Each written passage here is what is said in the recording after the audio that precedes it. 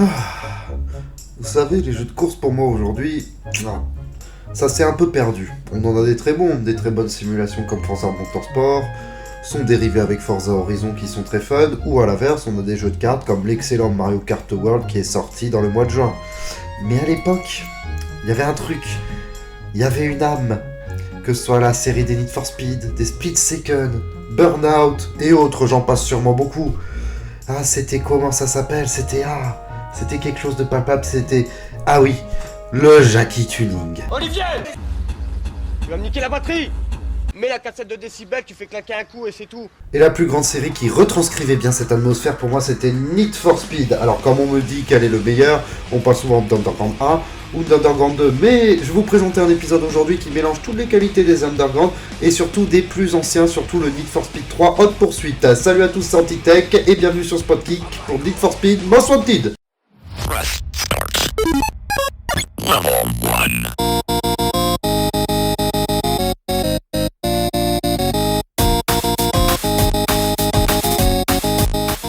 L'histoire se passe à Rockport.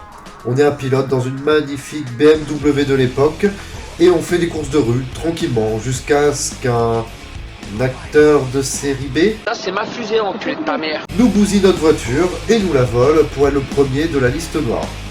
À ce moment-là, on doit repartir à zéro, reprendre une nouvelle bagnole, la customiser et vaincre les 15 membres de la liste noire afin de pouvoir récupérer enfin notre bolide. Bien sûr, pour combattre la liste noire, il va nous falloir une voiture. Donc on a un peu de tout, Aston Martin, Audi, Ford, Fiat, Mazda, Mercedes et... Oh! Pas mal, non? C'est français. On évolue dans un monde ouvert, comme dans Need for Speed Underground 2 qui avait entré cette mécanique. C'est un monde ouvert en plein jour et assez diversifié pour l'époque. Au niveau des modes de jeu, on est également très bien servi car on a les courses classiques, les poursuites avec les forces de l'ordre et on a également une multitude de défis comme par exemple, je peux vous citer les radars, faire durer la poursuite, écourter la poursuite, etc. etc. Et à la fin de tout ça, on aura l'occasion de réaliser un duel avec un des membres de la liste noire et si on les réussit, on pourra avoir un cadeau comme par exemple la fameuse carte grise du véhicule. Et au niveau du gameplay, qu'est-ce qu'il en est? Le gameplay est très arcade, mais surtout chaque modification qu'on va apporter à son petit bébé va la faire devenir une fusée et améliorer drastiquement les caractéristiques de véhicule. Par exemple, au début, on pourra avoir une véritable savonnette et ensuite, avec plusieurs améliorations, avoir une véritable fusée qui tient bien la route. C'est vraiment excitant d'améliorer son véhicule pas à pas, du début à la fin, ou d'en prendre un autre pour recommencer tout ça à zéro.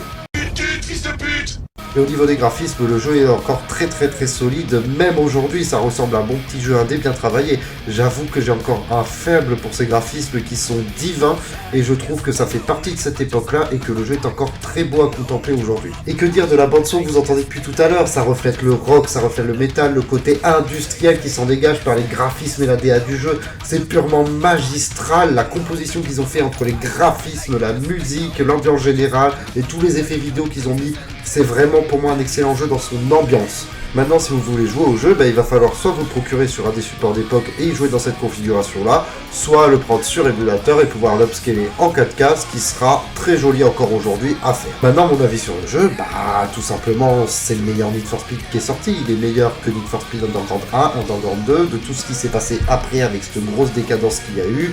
C'est le meilleur Need for Speed, c'est le Need for Speed que je chouchoute le plus, que ce soit dans son ambiance, par la proposition qu'ils ont fait. Donc foncez dessus, en plus il se trouve qu'à quoi 5-10 € en occasion ou sinon l'émulateur, foncez vraiment dessus, c'est un excellent jeu, vous allez y passer des heures et des heures et ça vous retranscrira bien l'ambiance qu'il y a eu à l'époque, surtout sur les jeux de voiture que malheureusement on a perdu aujourd'hui. Voilà, c'est ici que cet épisode de Nostalgeek se termine, n'hésitez pas à lâcher un petit j'aime, un petit commentaire et surtout à vous abonner et surtout à rejoindre le Discord que je viens de créer, je vous mets le lien dans la description et sur ce je vous dis à une prochaine sur Spotgeek, c'était Antitech, ciao tout le monde.